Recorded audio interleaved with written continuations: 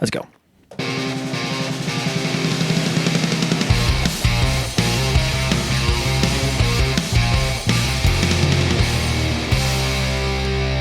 Hello and welcome into the Section 109 podcast from Studio Breezy.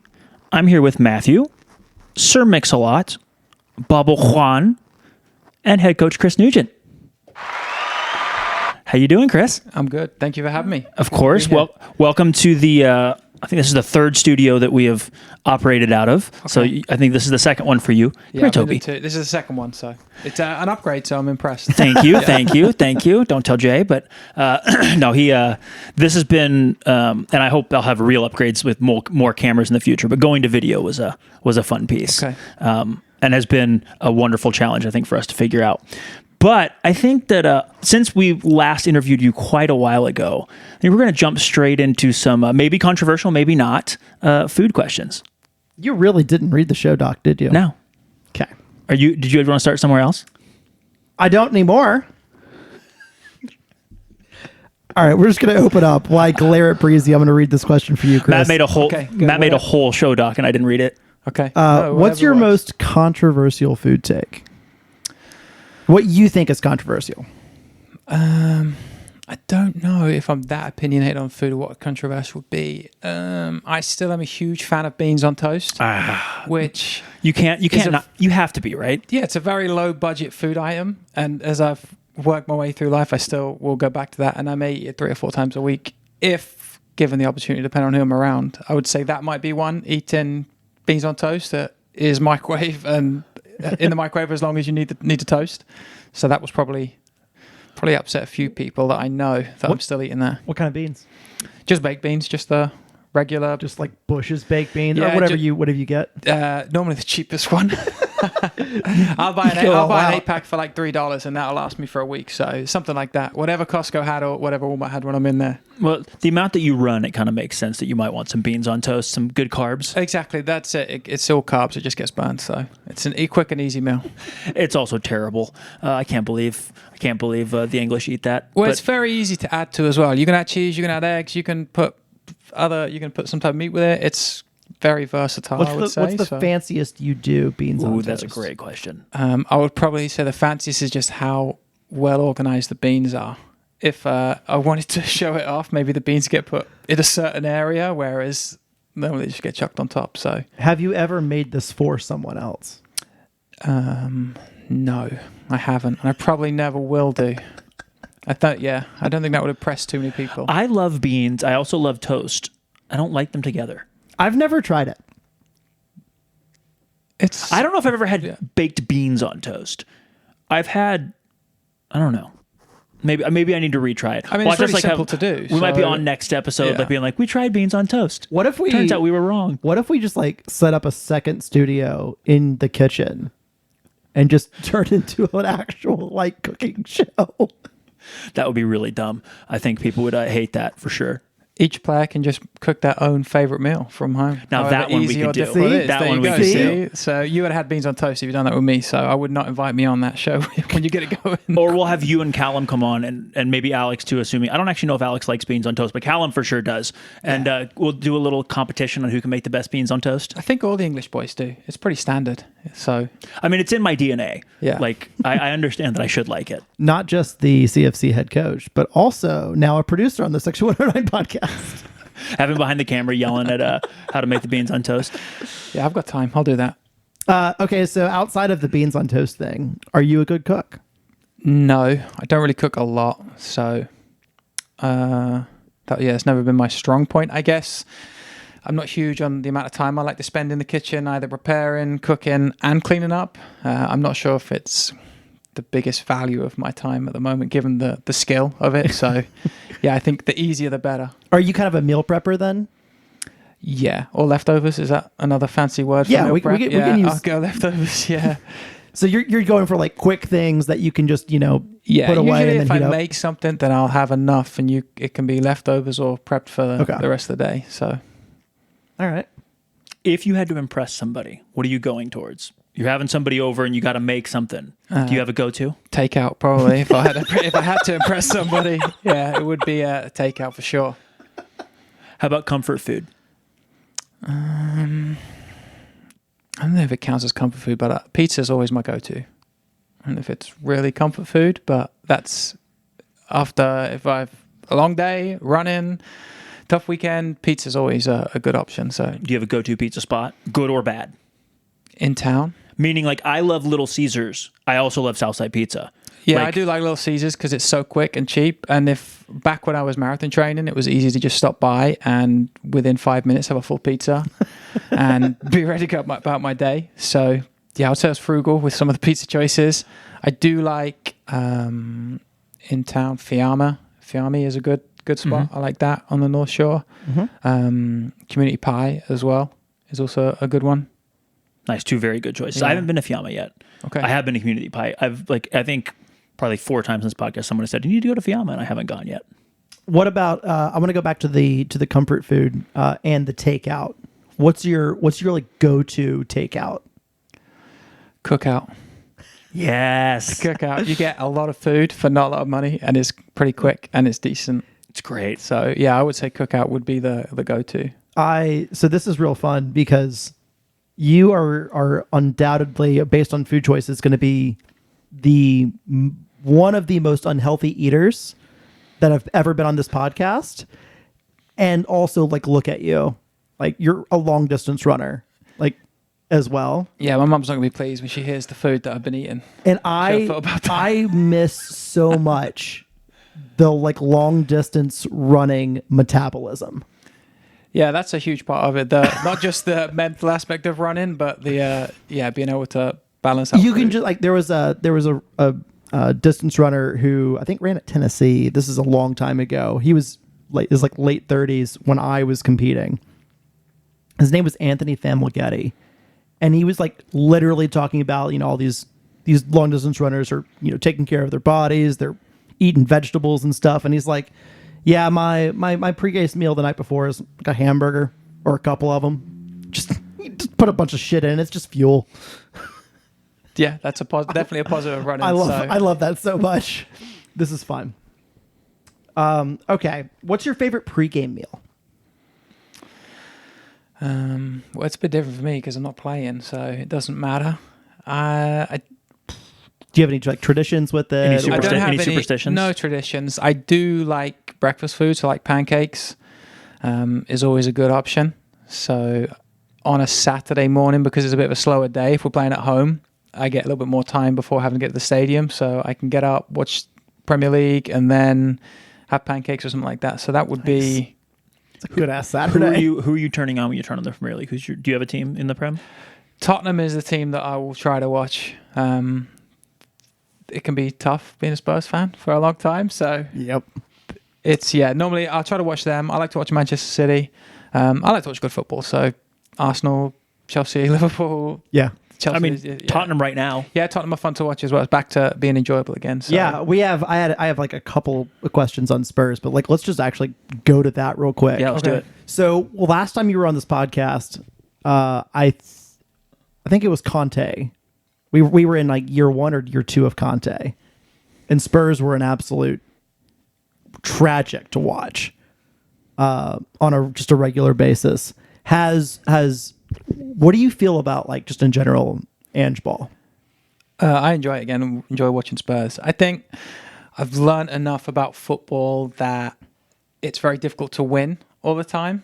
So if I can enjoy the majority of the games, that is probably easier as a fan for me. So like when Pochettino was there, like the attractive football, and even like this weekend beating City, like those can be quite fun moments as well. Co-host Smitty sent the group chat, like, never had any doubt. It's the one team I know we're going to beat every time we play. Yeah, I think I saw something that if Spurs played City every week, their trophy cabinet would be full. So Yeah. that's always fun. But no, I do enjoy watching Ange Ball. So I don't get to see it as much as maybe I would like. But What do you think about the Ange fullbacks? Because he's got like very aggressive fullbacks.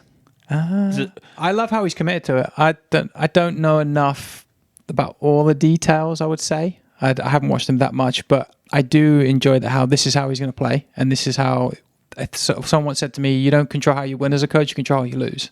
So sticking with that and like having that philosophy, I do enjoy that. Yeah, you might lose 4-0 and you might win 4-0. You're not likely to lose 4-0. You're likely to lose 4-2. Like Yeah, you're, they get you're goals going to often, get something so, yeah. at some point. Yeah, Brendan Johnson's going to get a tap in at the back post.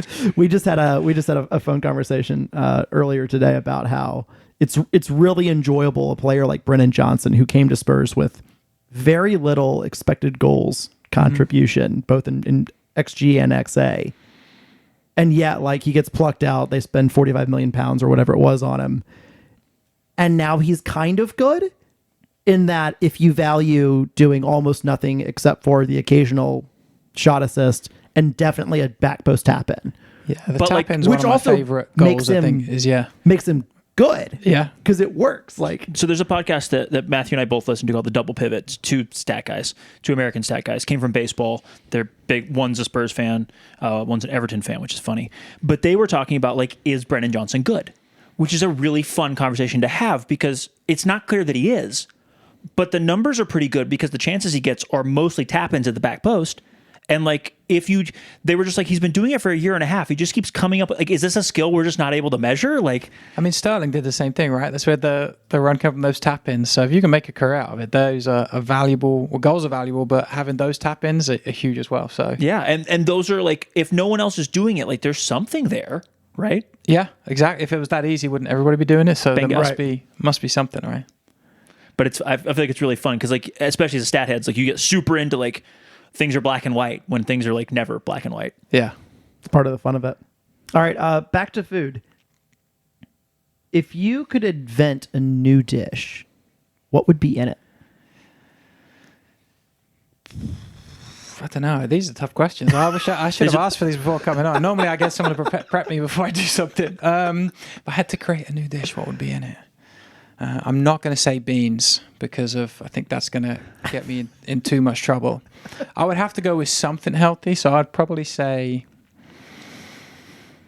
some type of vegetable, but now I'm leaning towards potatoes for the carbs. Oh, so yeah. I would probably go with potatoes. It'll be fill-in, and you can do a lot of things with potatoes to make them taste nice. Yeah, so okay. there you go. I'm going with that. Something with potatoes in. I'm in. Big fan of potatoes. When we asked you a version of this question last time 3 years ago, you were relatively new to town still. You'd only been here for a month. You hadn't been out enough yet. We did ask you about seltzer versus beer, and you're a beer guy. Mm-hmm. Do you have a favorite beer in town? I am big on ciders now. Okay. So Love it. I don't know if there is a cider brewery in town. If there is, I need to figure it out. Not to my knowledge. Yeah. If there is, listeners, comment on this and we'll get it to Coach Chris and then we'll go visit as well. Yeah, that would be where I lean to now. What's your go-to cider? Do you have one? It varies. I like a pineapple cider. It's pretty good. So there's that on the menu. Ace has a good one. Ace has a great one. Yeah. So if I know there's a few places in town that have had that on tap sometimes, so that would always be Everything Ace makes is fantastic that I've had. So I normally go with Ace, I would say. But otherwise, just a whatever cider. Normally, I'll go to like Jack Brown's, and they got the rotating taps. Yeah. And whatever cider on there is pretty good. What precipitated this cider change for you? I don't know. I think accidentally ordering cider. Well, we're just trying it one day or something. I'm not sure. I don't remember a big turning point for it. I've always somewhat liked cider, but I think I must have had Ace at some point, and I was like, oh, this is pretty good. I'm going to chase this more, and ended up just finding more ciders. So it's a bit different from drinking light beer or a heavy IPA, and I'm feeling bloated after. So For sure.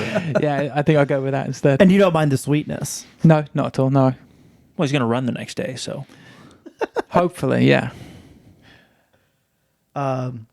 Okay, so I feel like I know the answer to this already, but pancakes or waffles? Yeah, pancakes. Yeah. Good man.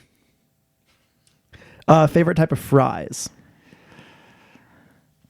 It doesn't have to be a place, so this could be like cut of fry, meaning like, some people prefer big fat fries, some people prefer even wedges. I don't think I have that much of an opinion on the style. I do like cheese fries. So, loaded fries, I would go with something like that, if that kind of deviates from the question a bit. Yeah, no, But that's perfect. good. If I had to have the word fries in, that would where I'd go. If you desperately want fries, like if you have a massive craving leaving the office and you're going home, but you're getting fries first, where are you going? Well, I only live a block away from the office at the moment, so it's kind of limited on where I could go. I would say fast food. I would probably go Wendy's for fries. Okay. Hell yeah, very underrated fries. I would go Wendy's for fries if I had to. If I had to find somewhere. The Wendy's on Broad Street's got good fries. I've stopped there a few times. Yeah. Okay. Absolutely. How do you feel about sweet potato fries? They're okay. I mean, I don't hate them, don't love them. What Just about no feeling? What about tater tots? Some are good. Some? Some are good. Sometimes you get the good ones, sometimes you're not so good. The ones that used to be at Honest Pint with the duck fat, they were very good. Oh, yeah. That's a great shout. That is an excellent Yeah, shout. they were very good. But if like I'm just making ones in the oven, they're probably not going to be the same. So dependent on the chef. Now, choosing between fries and tots at a restaurant, are you always going fries? Probably, yeah. Makes sense. What do you dip your fries with anything? Usually ketchup. Usually? It depends on where I am. If they have like their own type of fry sauce, I'll usually go with that. No mayo for you? No mayo. Disgusting. No, I will not be dipping them in mayo. Disgusting. Definitely not Shame. mayo. And then depending on what the fry sauce is, I may use that. Otherwise, ketchup's there. It's a shame. It's Yeah. a shame. No mayo. Sorry to what's- offend anybody. It's only me, to be clear. Okay. It's one of my most controversial food takes that mayo fries are great in mayo. Yeah, I would disagree with that. So yeah. Next question. What's your favorite fast food joint? You mentioned Cookout earlier. Yeah, I'll probably go with so- Cookout. I think. Yeah. It's a top tier. How many cups of tea do you drink per day? Who sent you this question? I remember actually we asked you a version of this last time. We were like, how many cups of coffee? You're like, well, not much coffee, mostly tea. Stereotypically English. Yeah. So, well, do you mean a cup by the 1 cup, or are you talking about a cup of in? I want the you size? to answer it however you want to answer it. And you can clarify what you mean by it. if I you would need to. say I probably drink 2 or 3 cups of tea a day. The cups, though, are 32 ounces. yeah, one's 32 ounces. The other's pretty close to that as well. So, ounces of tea, I'm probably up there pretty high. 1 cup is normal size. It's like a big coffee mug, and then the other is very big. So, Do you like make one at home and then you put like a lot into a thermos or something to bring to the office? yeah, I'll bring 2 with me. So when I used to drive to train, I'd have 1 for the drive and then 1 and sitting in training while waiting for the guys to get in. And now that's pretty much, I just, you know what, 2 cups of tea is good. 2 cups of tea is good. So I just bring them both. So if I go to the office now, I walk across the street and I'll bring the small cup and the big cup and 2 have them. vats. Yeah. And then I Vats do of bring tea. coffee K-cups in for when I run out of tea. So I do drink a little coffee. Okay. Where's your favorite? I think last time we talked, you were getting tea at Dunkin' Donuts. Yes. Is that still the move? If I'm getting tea, I'll go to Dunkin' Donuts. It's not close by though. If I'm getting tea, I'll go there. But it's not that often I'm down that end of the city. So Where do you? I assume you drink a little tea at home as well. Like, what are you buying for your tea? I use Barry's Irish tea. Okay. So Not familiar. No, not many people are, and I've that can be quite controversial depending on who you talk to. But when they've had it, they're surprised at the quality of the tea. So I'm hoping somebody listening to this is very upset about your selection. I hope they are, and I hope that they go and try it out, and they will then eat their words. So I've had someone who would class himself as a tea expert, who we'll probably talk about a little bit later, who has had Barry's tea, and that changed his mind. So You can't call Jordan a tea expert. no, not Jordan. But to be fair, Jordan has gotten into drinking tea since That's definitely since we've your known fault. each other. Yeah. So if I go to Dunkin', then I'll normally get him a tea as well. How many tea bags in Fantastic. like a 32 ounce or whatever your large mug is, or your large 2. cup? Just 2. 2, yeah. And are you like a particular amount of time that you steep it for, or do you at least leave them in? However long it takes me to shower and put clothes on. Normally I'll make the tea, go shower, get changed, come back out and then do pull it the tea bags out. Yeah, depending on how late I am and how quick the tea gets to go. If I'm in a rush, I may just have to hit it with a spoon a couple of times. And then milk? Yes, milk. Anything else? Just milk and sugar. No honey? Nothing like No that? honey, no. How many spoonfuls of sugar? Not that many, actually. 1 or 2. And that 2's in the big one as well. So I've cut back on sugar consumption. Trying to be healthy. Good for you. For everything else I'm eating that's not healthy. So Good for you. it's about balance. So Moderation. Yeah. yeah. Absolutely. Do you like hot dogs? You're an American citizen now, so Yeah, I like hot dogs. I get hot dogs from Cookout, so Yeah, I like a hot dog. What is your cookout order? Do you have a go-to? Normally 2 hot dogs. The chicken quesadilla, Oh, that's yes. and then one of the wraps usually, and then one of they're called milkshakes, but I would say that was an ice cream. They are straight up ice cream. So that's what I would go with. Normally that would be the order. What kind of shake? Nice. What kind of shake? It varies. Normally the mint chocolate chip, It's a good one. something with chocolate in normally, but not overly chocolate. Trying to watch my figure. Yeah. With everything else. Yes. Don't need to be running an extra 7 miles. Exactly. Yeah, it's hard enough as it is. What do you? How do you dress your hot dogs? No mayonnaise. Oh, Never. Normally just mustard and ketchup. that's I don't mind- reasonable, but just yeah, bums I don't me mind out. chili on there either. But yeah, no mayo. Sorry. All of those things are good, including mayo. When you do chili, do you also add some cheese on top? If I'm making them, I would do. Normally, it's however the hot dog comes from Cookout, if it Got has it. chili and cheese. But yeah, I'm not opposed to cheese. I am a fan of cheese, so I think that's very easy to add on anything. Makes almost anything better. Yeah. Yeah, especially when it's Skyline. Boo. That's Matthew's controversial food. Well, he has many controversial food takes, but in particular, that Skyline chili is edible is one of his worst food takes. Not just edible; it's delicious. Ugh. Okay, let's move to hamburgers. Okay. What's your go-to, like, ideal form of hamburger? Cheese. Beautiful. Match.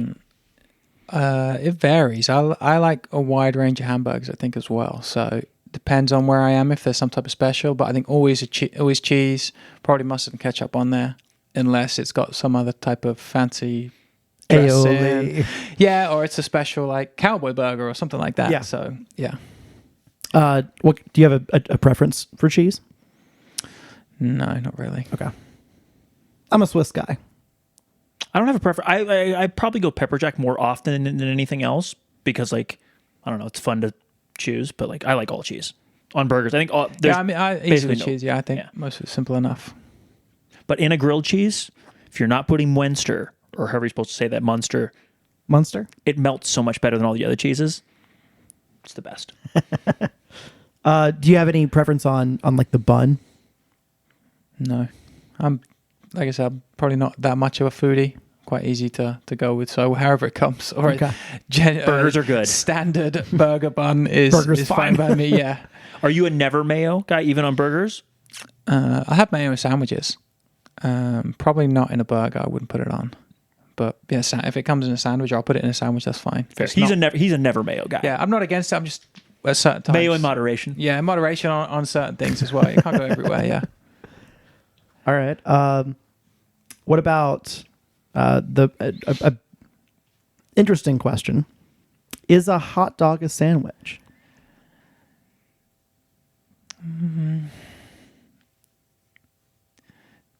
Well, it's a different name, so I would say no, but I would also agree it could be. If someone was adamant it was a sandwich, I wouldn't waste too much time fighting because I think it's technically true.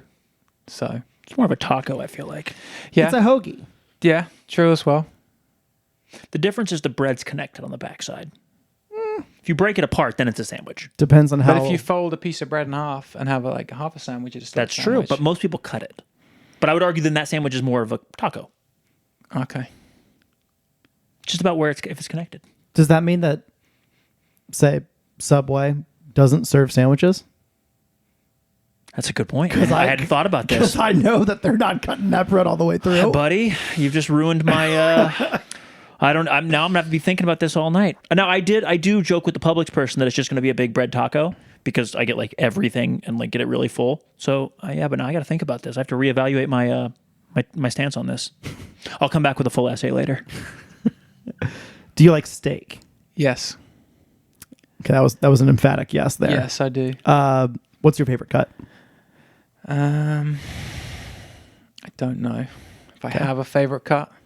And normally I don't make steak myself, so I don't buy steak. Same. So depending on what is on the menu, if I'm somewhere I'm getting steak, I will normally go around there. Okay. So Yeah. yeah, I wouldn't say there was one that I loved or like I have to get this. So Okay. Yeah, I'm quite the same way simple. with you. I don't buy beans on steak. toast 3 times a week. I'm pretty simple when it comes to food, especially that higher end of the steak.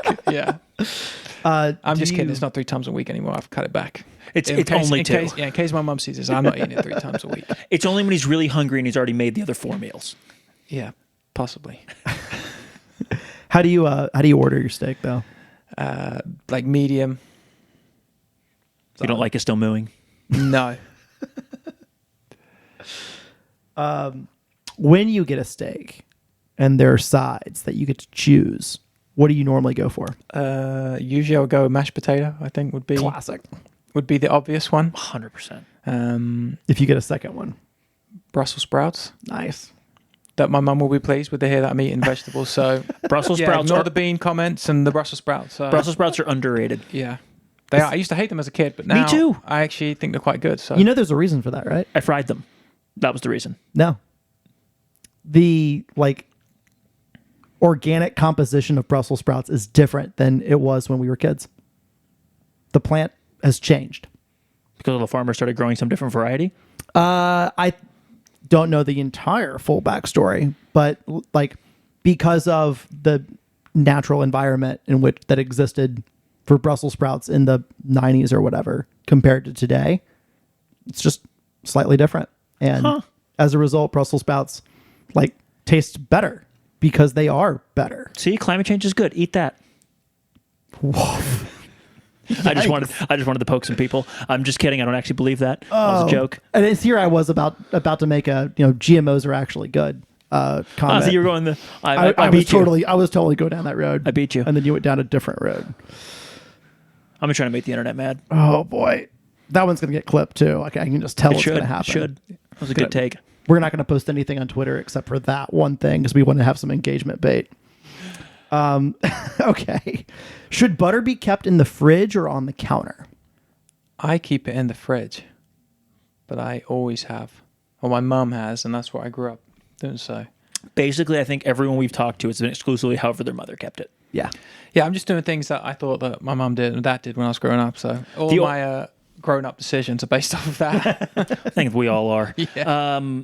I keep mine in both places because my wife kept it on the counter, I think. Anyway, at some point we started keeping some on the counter for spreading on bread and then some in the fridge. Okay. And it changes once if you're not grossed out by it being on the counter, it changes your life as far as spreading because you don't have to have toast to spread butter. It doesn't have to be hot. You can have regular bread, which is nice. Yeah. Okay. 3 more food questions. If your hometown was a food, what kind of food would it be? I don't know. I always say I grew up in a tiny town and a bunch of tiny towns. So it'd probably be something very small and Is there anything your town's known for? no. It's very small. It's a small population. It's a short kind of street through. It's just like I said, a bunch of tiny towns all close together. I don't think it's known for anything really. There's a river that runs through. It's got the same name, but it's not really known for anything.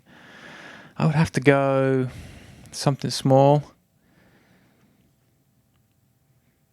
That's a hard one if I can actually. Okay. That might be too hard. It's a good question. That was a very good question. But my small town is not known for any food, and I couldn't think of what food I would pick with it. Okay, let's sort of divert here. What kind of food, maybe something your mom made, that you miss from back home? I do miss fried breakfast. So when I do go back to visit, I make sure I get a fry up. What comes in a fried breakfast? It would be beans, toast. Yep. Not on top of each other. They would be separate. Eggs, sausage, bacon. How do the eggs hash come? brown. Normally scrambled, but sometimes fried. So you can choose how you want them. I think so. Yeah, I mean, she only sees me once a year, so normally I get a little bit of say with what type of eggs are. So, yeah, and then, normally the toast is on the side. So you just have a ton of toast on the bottom, you just work your way through it. And a big cup of tea. That would be it. So when I do go back, that is the go-to. I love that. Beautiful. That's the perfect answer. And a chance for you to defend your homeland a little bit here. What in relation to food, what do people get most wrong about English food?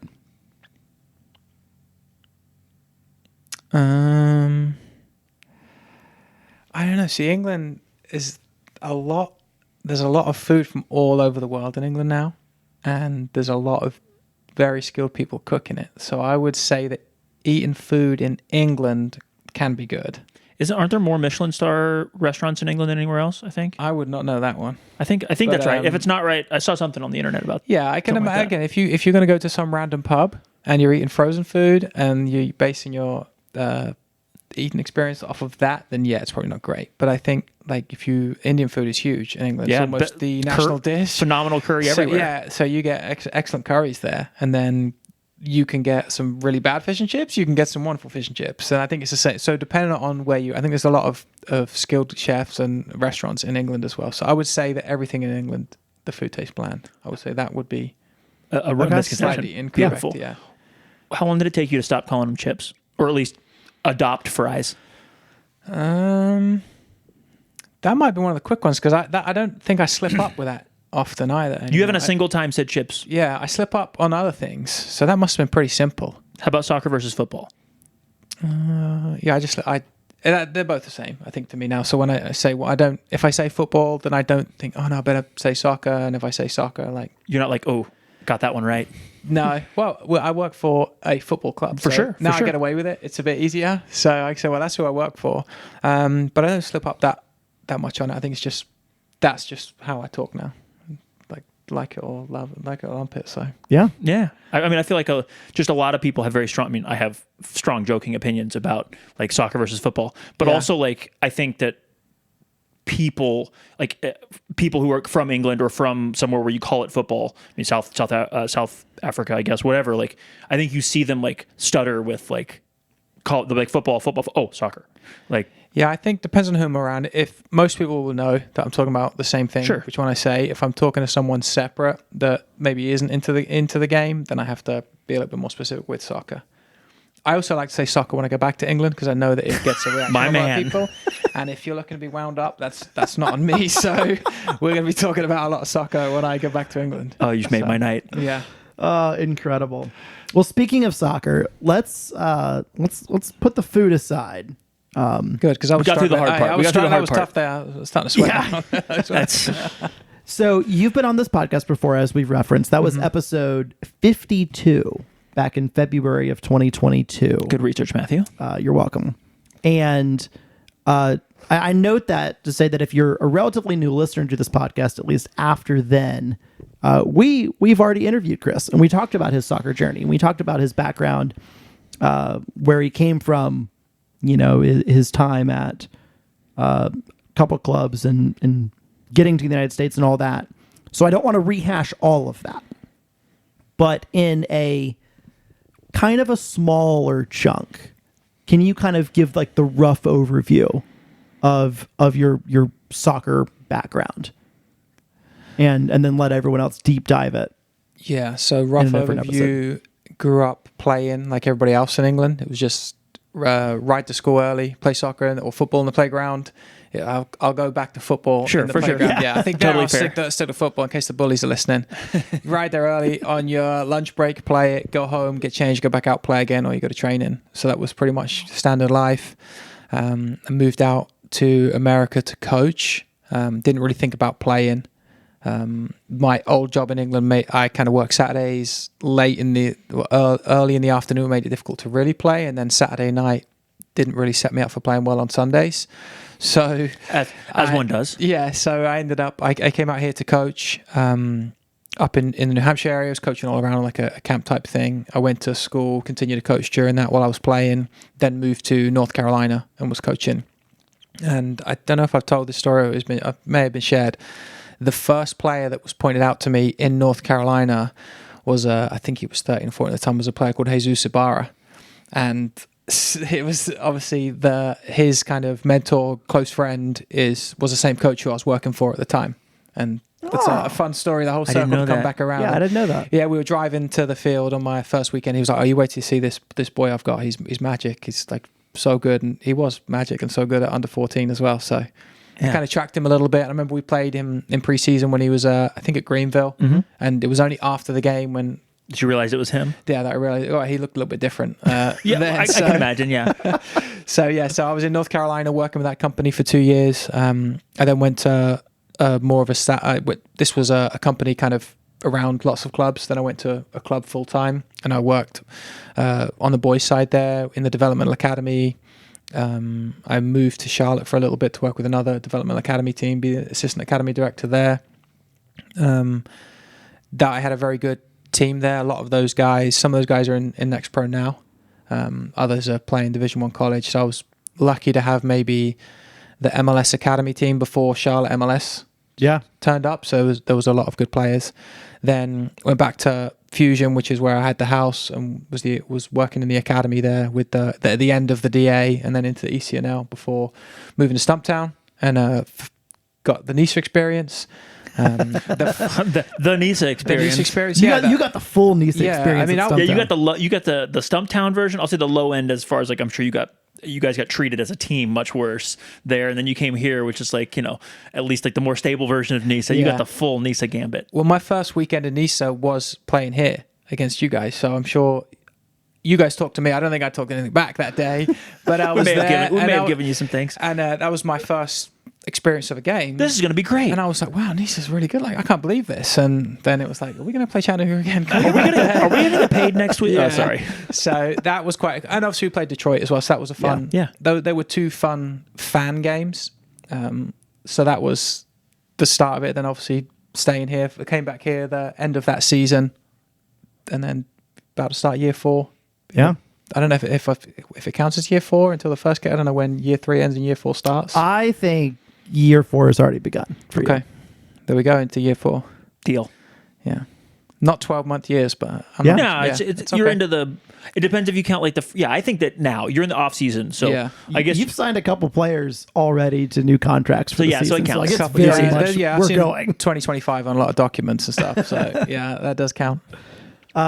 So you were named the head coach of CFC last month, and I think that makes you the 5th permanent head coach in club history on the men's side.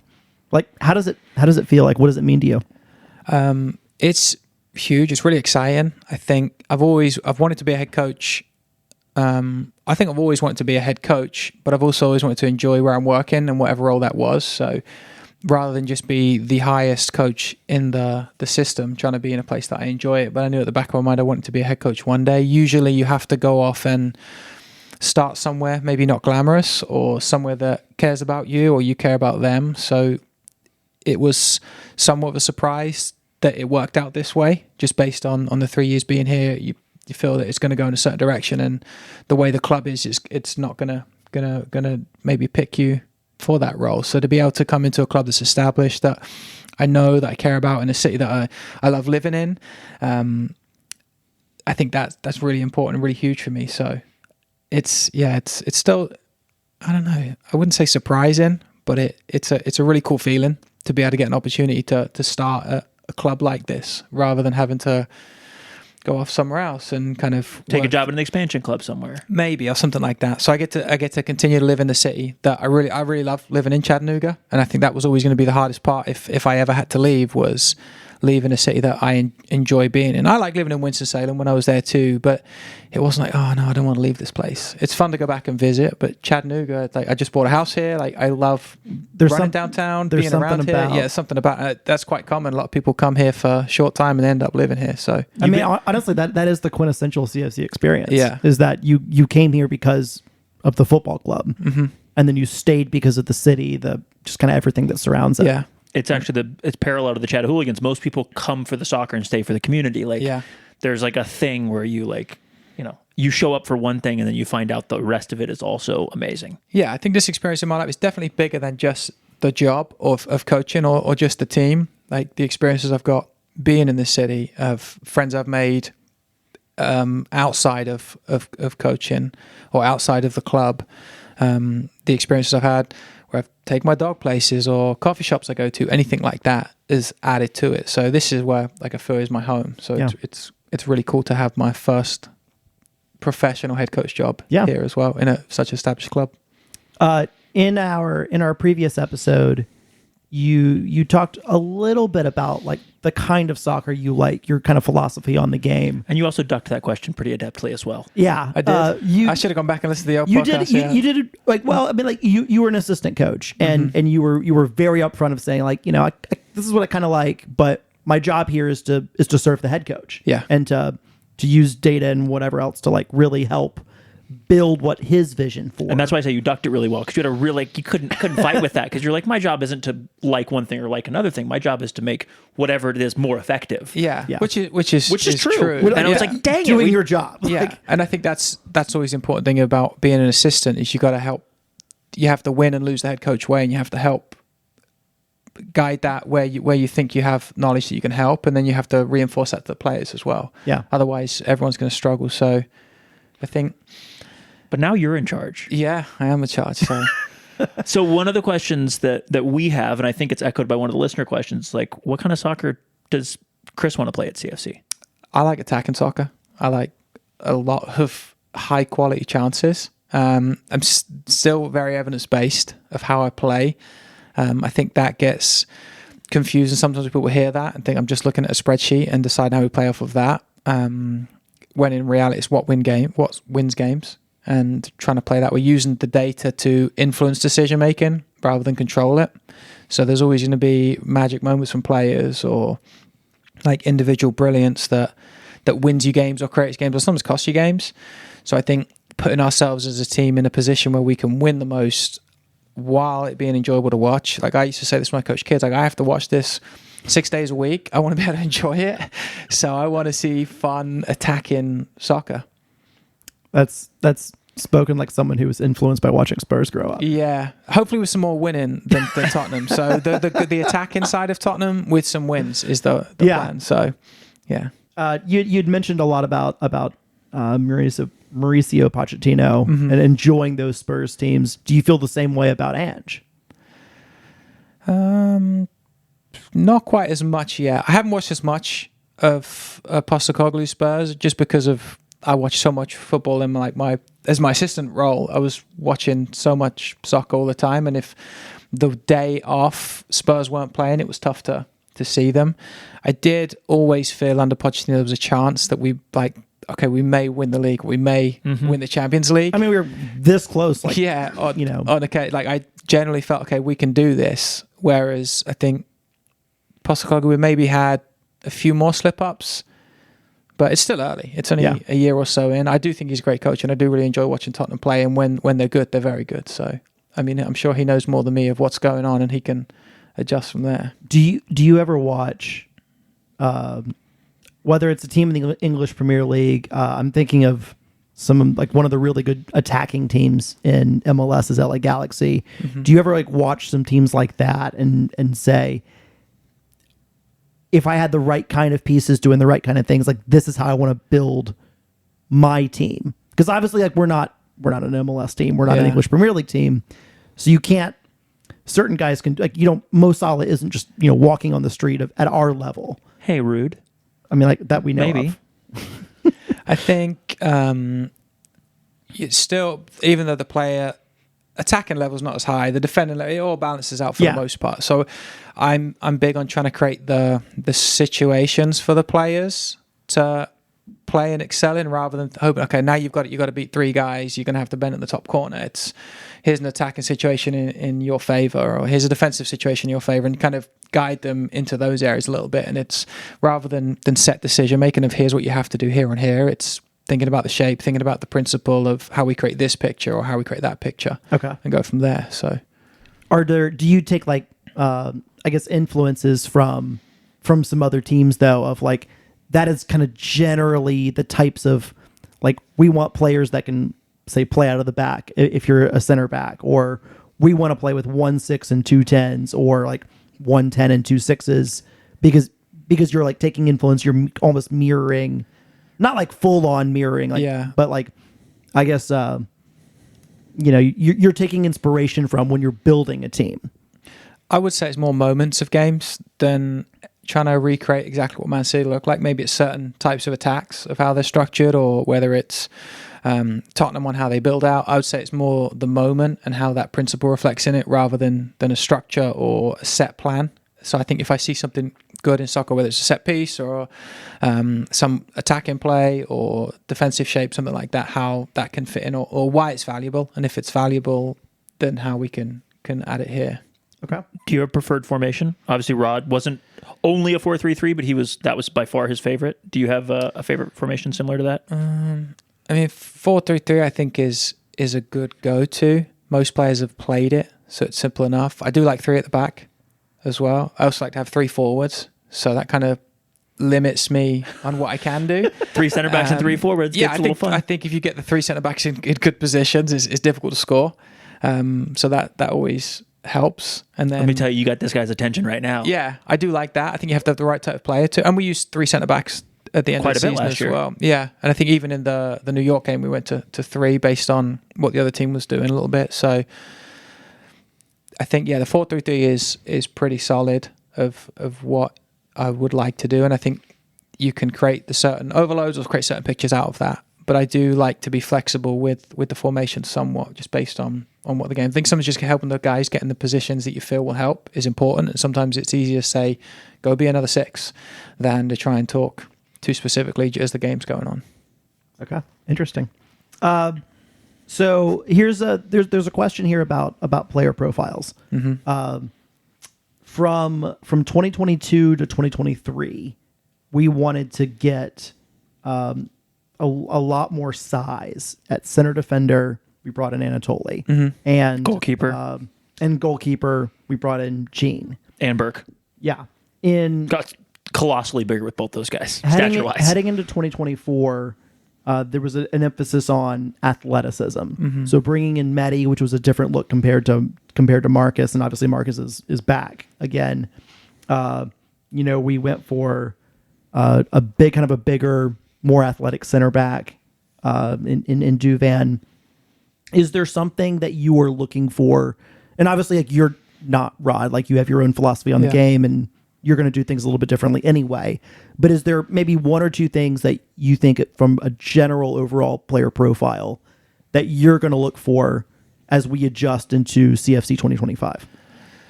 No, I think at this level, it's tough to think you're going to get a 10 out of 10 in every area. And trying to find maybe that balance throughout the squad is more important. So there's going to be times when smaller guys are really valuable. If you have everyone on the field slow, you are probably going to get caught out. So you have to find that balance. I think it's quite clear that athleticism doesn't win football matches, but it can win moments, which can lead to winning games. So having that ability to use that when needed or defend that when needed is important. But the strongest, the fastest guys on the field don't necessarily win. So you still have to have players that can read the game, that can actually pass the ball and control the ball. So it's more of a balance. We have positional profiles for each position of kind of area skill set that we would like each player to have. And if we're never going to get all 10, because they're probably going to be playing in the Championship or MLS or somewhere higher. So if we can, our centre backs cover all of these at least, and now we know this type of game needs this type of player, we have it, rather than one specific. So some guys will be tall, some guys will be short, some guys will be really fast, some guys will be faster than me but not really fast. And it just depends on I think reading the game. I think one thing as well, these guys, this athleticism they've had most of their lives, so they know how to play it. They've been this size most of their lives, so they understand how to use it. So you don't have to remind the guy, hey, you're not the quickest. He knows that from playing through college, playing through the academy, that he can get his shape set. So you just get different, I guess, characteristics from players based on their own profiles, and then just understanding those and where they're important and when to use them. Okay. Perfect. Beautiful. Here we have a listener question here from Jeffrey Clymer. How often do you tweak your XG model? I don't really. I mean, I don't know what the word is for it, but when you get so much data, so many shots on it, it's not going to change too much.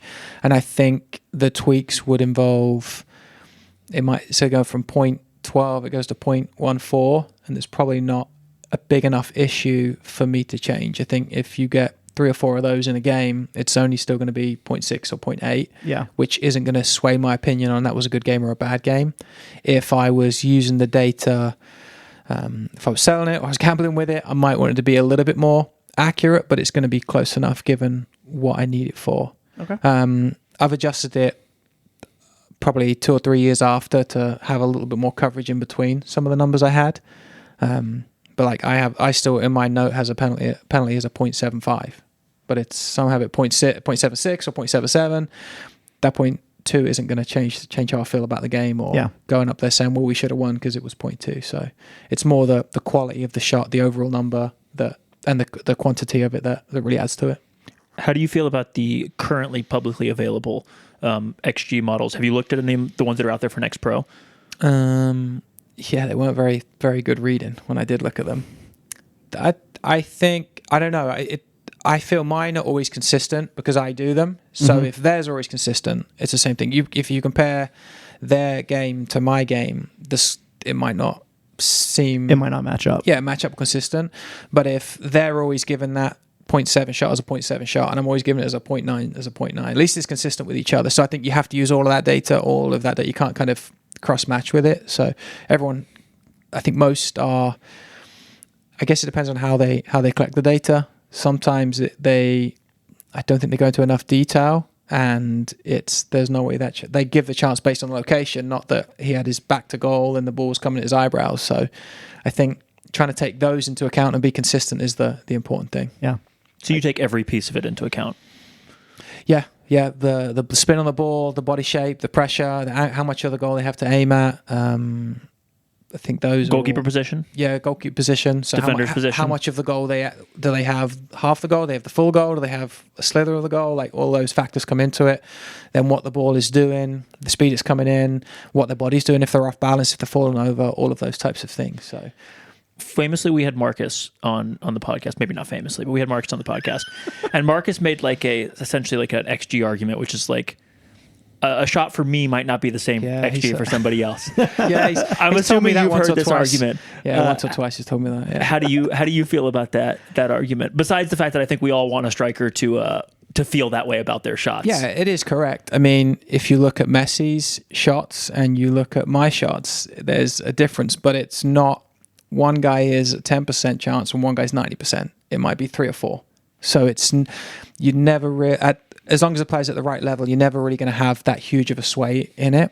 So like you don't want a 2-year-old taking a penalty for you because the XG is not going to be 0.75. But if the right player on the field who can kick the ball, it's going to be somewhere around that. So yeah, so it sounds like we're talking about like kind of the same thing as changing your model is like if it's 0.03, 0.04, like it's not really. I don't think it makes enough difference. It's not going to. I'm not going to say to play, hey, that was a 0.17. You should have taken that, and it's really a 0.21 for him. It's like it's a good shot or a bad shot. It's that the data that over the time and the larger sample size adds up, but those smaller things don't make too much of it. Even free kicks, if you look at the difference in percentage, some of the top guys are like 12%, and it's still a small sample size compared to maybe 6% on average. So if you add up how many free kicks you need to take to hit the one or to score consistently, it doesn't make that much of a difference, I think. At what I'm using it for, like I said, if I was using it to sell or to gamble, you might want it to be a little bit more specific, but I don't think here it makes that much difference. It sounds like what you told us about shortened versus long corners. Mm-hmm.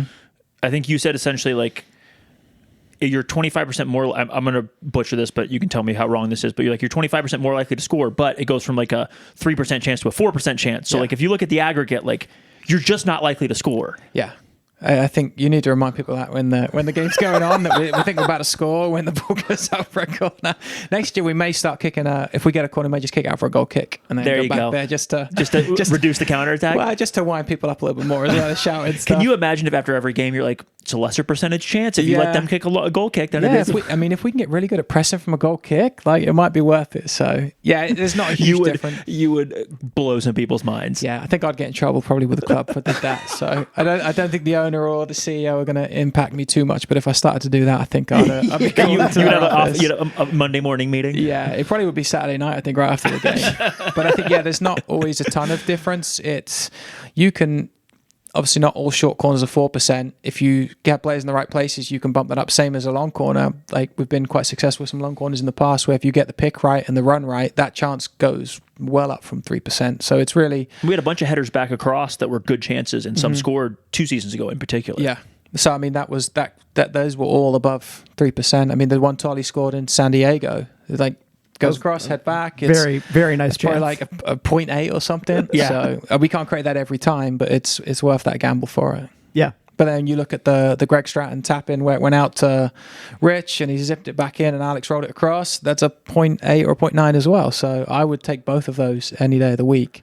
But there's going to be times when we hit the front man, we kick it out for a throw the other side, or we give it away in a short corner and they run down the other end and score like Miami did. So Yeah. Sometimes it feels really bad. Yeah. How do you feel about long throws? I think with the good long throw, I think set pieces are underutilized a lot still in the game. A lot of big clubs are hiring set piece coaches. Yeah. We haven't quite got the budget for a set piece coach yet with some of the other stuff going on. But yeah, I thought that was you. I think You're the set piece coach. Yeah, maybe. But now this year, I'll get the job back to be set piece coach. So we'll see. Hopefully, we get some more fun set pieces this season. I do plan to work on that because I think you lose chances of. I do believe you should be creating a certain XG from set pieces per game, and that's an easier way of creating chances. You can manipulate the opponents a little bit more, especially now with all the access to footage. You can see, well, they're going to defend like this, and there's a potential weak spot. So, will you use KPIs like that? Such as like, hey, every game we want to be at 0.2 XG created or whatever number you choose from. Yeah. I have a spreadsheet that had a lot of red on it for KPIs at some point. So hopefully that's very green next season in most places. So yeah, there's a breakdown of maybe how we would like to. Here's how teams that win often create chances, and that doesn't mean we've hit 0.3 XG for set pieces. We're going to just focus on something else now. Yeah, it's. If we can consistently try and hit these things, so a set piece we can be good there. When we're pressing, we can be good here. With relying on magic from players, be good there as well. I think trying to cover all those bases is really important. Speaking of pressing, how do you look at pressing? How do you think about pressing? Because I feel like my own personal opinion is right now I think pressing is becoming even more back into vogue. Mm-hmm. I think the pandemic with like playing every 3 days, and a shortened season really kind of took it a little bit out of. Because like, players just weren't able to keep up as much. Yeah. And I feel like, I mean, you look at what Liverpool's doing, you look at like, obviously City's having a down year, so it's easy to paint that narrative, but I don't know, Barcelona's like playing full out like German pervert ball where they're just like playing these insane pressing, like Hansi Flick has gone straight like German. So like, I love how Man City's having a down year and they're still very comfortably in second place. Yeah. But like, high standards. But they just lost to 5 in a row for the first time in Pep Guardiola's career. Like, it is a down year by their standards. They've won 7 of the last 8 titles, I think, or 6 of the last 7. So, I don't know. I guess I'm wondering, do you view pressing? How do you view pressing in general? I don't know if I've ever asked you that. I do think pressing is very important. I think for not control of the game, but influence of the game. I think disrupting teams, I'm big on being able to disrupt teams whether you have the ball or whether you don't have the ball, whether it's positionally or whether it's certain actions on the field. And I think pressing, if you can disrupt the build-up, teams play out from the back maybe more now than they have before. Well, especially in this league. In our league. Yeah, so having the right understanding of how to press, and sometimes you try and press a team that's with a back 3 as if they have a back 4 and you look like a bunch of dogs running around out there. So if you get the press right, it can be very important. So I think I think it's huge having the right profile of players that can press, the understanding of how to press and recognition of the cues of this is what we need to do in this moment is huge. So do you have different presses for like kind of different goals? I mean, obviously like the goals, you want to have the ball so you can score. Yeah. But like, do you press differently based on like, we think we can turn you over and go, or we can get you to give the ball up to like hurry you up to give you the ball to us, or slow you down so that it takes you out of your rhythm? Yeah, I think it's both. So disrupting them is huge. So I think when we're pressing, can the first player win the ball from the defender? Can he force a bad pass? Can he force a long ball? So all of those are wins. The cue comes from if the guy does win the ball off the defender, they're probably open. That's a good signal to go to goal. If they play a long ball, the next pass isn't going to be a chance to score an assist. So I think it's what the game creates in the moments from it. So all of those would be wins. Not everything leads to, just like set pieces, not everything leads to a goal, and not every build-out leads to a goal, but it's just that back and flow of the game, and the more positives you can have, the harder it makes for the team. Sometimes they adjust what they want to do, and that can be a short-term win and try and capitalize on that. if you were building, I guess it would be different for each opponent, but if you were building kind of a base game plan involving pressing, what's the most important thing you want to press to do? I would say deny the forward pass is probably one of those. A lot of teams now overload the midfield, whether by having 4 in there, or a striker drops in, or a winger drops in, or an outside back drops in. So I think denying that pass into that free man in there. So from the centre backs or from the outside from backs? the centre backs, yeah. And then I would say then once that ball is square, you got more of a chance of pressing it. So I think it sometimes depends on player personnel. There's sometimes guys that aren't great on the ball, and there's been games where we've let him have the ball and then go press him, and he'll make a bad decision, and we'll deal with what it is. And that's happened this year. That's happened in previous years. So it does come down to personnel on the other team. And then, I mean, it's quite obvious if they've got 5 guys in midfield and you've got 4, rather than sticking a 5th in there, just don't let them pass to that certain guy, and we'll be okay. We'll try and take that overload elsewhere and use it. Don't let Cole Palmer have the ball, type of thing. Yeah. So. I think that's it. Yeah, you're trying to you can see if you can figure out what they're trying to do, disrupt that, and then the player's like, well, what do I do? That wasn't on. And normally teams will have if this then that, and if this then that, kind of have some ideas. So if you can get them hesitant, that's maybe where you've got a chance to get in there and intercept or steal or do something. So Matthew and I have a theory that I think I'll represent well here, and I'm curious if you agree with it. So I think in this league, pretty much everyone puts down the ball and plays, at least last year. And that they're going to play at different levels, but there's not much bunkering. Mm-hmm. There may be moments in the game where they bunker, or especially if they get compressed. But this league, unlike NISA, where some teams would just set up and be like, cool, we're going to have 9 players within 10 yards of each other, and you're just never going to you're going to have the ball the whole time, and you're never going to have any space. I don't see anybody in this league doing that, at least in the East, on a consistent basis. Everyone seems to just be trying to play for mostly development purposes. Yeah. Does that feel like a fair... I feel like Philly might be the one exception there. But it's... But even Philly had the way they were going to press. I think it all comes down to and they wanted to turn you over and go, but they didn't... I didn't feel like they sat in a way cool, we'll kick the ball back to you, and then we're going to take 3 chances to break out. Like in Nice, they just stick everyone on top of the box. No, I think it all comes down to the first team style of play. If they're developing players, it's for that. So how many first teams think they're going to win by just sitting back and having everyone behind the ball? If that was the case in the first team, we'd probably see it more. I would imagine... if you're training and developing guys in that, the ability to press is going to be missing from that training, from the practice, and that's probably going to hurt them, their chances to go into the first team, especially pressing over distances when you look at the leagues. So I think that's why it's probably not as much in there. If it was a trying to win at all costs game, then you might see it. It just depends on, I guess, the team, the philosophy of what they want to do with that 2 team, whether it's, hey, try to win games but only our way, or when you need to, game management. So I have a hot take that I'm curious if you agree with, or I guess you could just not answer it too. That's the third option I didn't think of until now.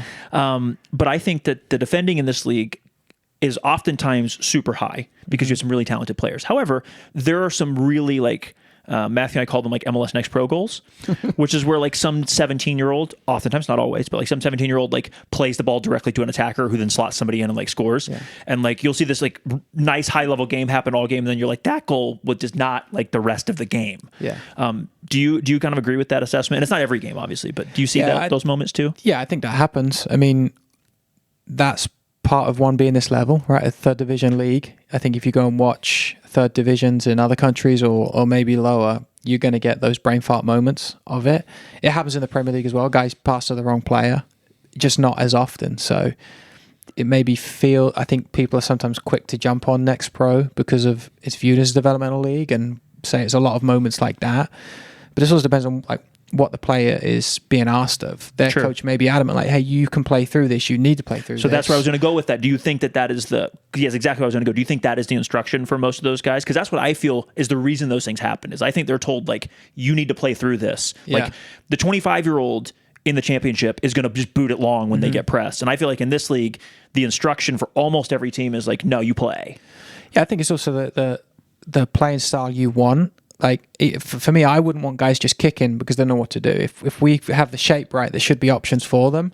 And if it's about not being confident for it, then we have to try and, the only way to get confident is by making those actions. I think, again, if they're trying to develop guys for the first team, touching the ball outside and smashing it up the field isn't making them better, making the midfielders better. So that's part of that game model, how they want to play. Same as with my game model, how I want to play will involve certain things, and if you're going to go away from it, that makes it tough to win, tough to play. Like I have a set way I think that we're going to win, or we can try to win, and if guys are breaking out of that because of they're panicking or they just don't see it, that doesn't really help with us. So do you think there's an opportunity to press these teams differently than maybe differently than we did last season, and also just differently than might be in other leagues, with that commitment to playing out of the back for most of these teams? I think so. I think the more teams are willing to play, there's more potential that you can set them into traps. The other thing is that there's very good coaches at this level who we all know what traps we're going to play into, and sometimes I can see we're about to play into a trap. So you come up with hey, we're going to play into the trap to break out of it. So it's not really push them into plan A, it's push them into plan B or C and still be around when that happens. So speaking of that, I don't know if I think Matthew and I had a conversation about, like, did you put some of those traps in to go long and diagonal against Toronto, or did that just happen because of how the game unfolded in the second half? Because I felt like we went over the top and long, not an excessive amount, but like more than we had all season. I mean, essentially when Rod was coach, like I didn't know if that was a change or if that was just some decisions guys made in a couple moments. I think it's both. I mean, that we saw that there was space out on the weak side in the scouting videos we've done of them. I'm big on the guys making decisions that lead to goals, and whether that's a 60-yard pass for the forward to run in or it's a 5-yard pass to go through the midfield. So we're trying to get into the attacking area. The hit and hopes I'm big against, but there's a difference between kicking the ball and passing the ball. Sure. Teams, if they have their outside backs high or they've maybe overloaded one side, that space for the long switch is on. We did speak about trying to play that longer switch from a little bit more inside, so it wasn't wide channel to wide channel. It was more half space interior channel to wide channel to have success with it. And we're here to try and win the games, right? That's what this club is about, is trying to win and be competitive and have as many home games as possible and do it. And you're trying to educate the guys on what you feel can help them win and put them in situations for it. And if that's the picture they see, like how many times you see a guy take a shot because the goalkeeper's out the goal, like that's not a trained thing. That's just a moment of, hey, I think I'm gonna win here. So the principle, if he's trying to score, like I think this is what's going to help us. So, and we did get Marcus back, so there's going to be more of those. Yeah, we will be. No one loves those more than Marcus. Yeah, he's got his own XG model, so he will take the shots he likes. I don't think you could hear, but in Toronto, side note, Brian, shout out Brian if you're listening, kept screaming big switch, and then the couple of them came off in a row, and so he did nothing but scream big switch the entire game, and it was the entire rest of the season. Okay, so good. Can he sit behind me then for next season? We can send him. Yeah, he can help out with the coaching then if that's the case. Yeah. Oh, it was. Yeah, I think sometimes it's just obvious it's on, so you have to play. Like that's where you get into trouble. Just continue to play the same way when the team is trying to stop it. It's okay, they're going to stop here, then if they do this, then we do this, and you just keep going until you don't figure it out, and that's how you win all these games. How do you feel about adjusting on a game-to-game? Obviously, like, Rod believed that, like, yes, you make some adjustments. I'm paraphrasing what Rod said. You can correct me if you think this is wrong. But Rod said, yeah, you make some adjustments, but basically we play how we play, and everyone's going to adjust to us. Do you share that sentiment? Do you think of it differently? Like, yeah, to an extent. I think we have our principles of how we'd want to play, and that's going to look different based on the moments. So how we press may change slightly based on the shape of the other team, what weak spots you can do. How we defend may adjust for that. There may be, I don't think you can defend the same as if the right back comes into midfield, as if the centre forward drops in to centre midfield. But the principle of either denying that space or forcing play, that's the main thing. So it's not a case of who's doing it or how doing it. It's our principle we go back to. This is the 9 space, or we're setting this trap, or we're attacking this way, we're attacking these areas. If they have a back 5, the type of passes might be different if it's a back 3 or a back 4, but it's still the same principles of attacking those areas. So I think knowing how, like we spoke about finding that player on the weak side at Toronto, normally that's 2 passes through the midfield. In that situation, it was straight across, but in another game, that if they had a back 4 or a back 5 sitting deep, that pass is just going to get picked off every game. So it's that principle of how we want to do it, and that slightly changes with it. Will we see you switching, do you think? And obviously you're free to make and evolve, but do you think you'll switch between a 3-man and the 4-man as an example, if you think something lines up way better one week versus another? For sure, yeah. I think, but yeah, I'm hoping that we have the players that can play multiple formations. That's the plan this offseason, is to get guys that can align with the principles, and then if having that 3 helps us win, then we'll do that. If playing with the 2 up front helps us win, we'll do that. And it's the principles should try and stay the same, and just the shape may look a little bit different, just based on what that forces the opponent to do or what that allows us to do. Okay. Let me tell you, I can tell you there's some listeners fist pumping because that's like the favorite answer, whether it's right or wrong. Yeah, I'm going to play 4-3-3 all 18 games now, and you'll have me next year. Tell me about But you said, yeah. We have another listener question here from Eric Young, and he asks, what factor does age have in recruiting? Great question, Eric. Are you going to go to the Eldon question right after this when I answer? No. No, we're going to average age question because Yeah. you signed Marcus right after Eldon. Yeah. No, it's the way we build our team is going to be different to an ex-pro team because of where their academy is, the type of first team they have, and they're kind of working in the middle and bringing it up. So I think we need good players that are professionals that have been around that aren't just they're playing to win, they're playing to play the playing style, they're playing because they're paying the rent with it, they're paying the groceries, that type of thing, which I think is a good influence to have in the locker room for the younger guys that are coming in. I think if all you care about is I'm going to play well, so this MLS team will sign me, that can maybe you miss some of those professions of how to go to the gym, what to eat, how to sleep, how to nap, those types of things. So I think that experience is important.